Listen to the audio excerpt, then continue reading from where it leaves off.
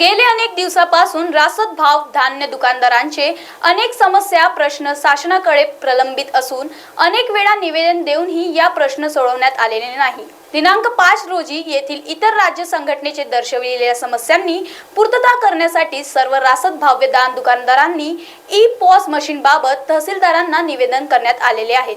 त्यात इंटरनेट सेवा सर्व्हर प्रशासन कायमस्वरूपी सोडण्यात बाबत महागाईच्या प्रति क्विंटल 300 रुपये कमिशन देण्यात यावे। केवायसी मोबाईल मध्ये कमीत कमी प्रति व्यक्ती 50 रुपये देण्यात यावे अशी मागणी त्यांनी केलेली आहे।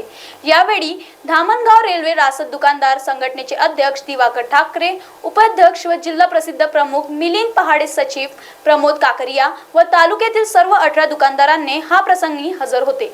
मी रास्तभाव दुकानदार निंबोरा बोडखा आणि तसेच आपल्याला शासनाने एक नवीन कार्यक्रम आपल्या दुकानदारांना राबविलेला आहे ई-केवायसी करणे। आणि या ई-केवायसी करिता आपल्याला खूप त्रास होत आहे, कारण लहान मुलांचे वयस्कर मुलांचे माणसांचे जे थंब येत नाही, याकरता शासनाने काहीतरी दुकानदारांना केवायसी करण्याकरता थोडंफार तरी मानधन किंवा 50 रुपये प्रति कार्ड अशी आमची मागणी आहे।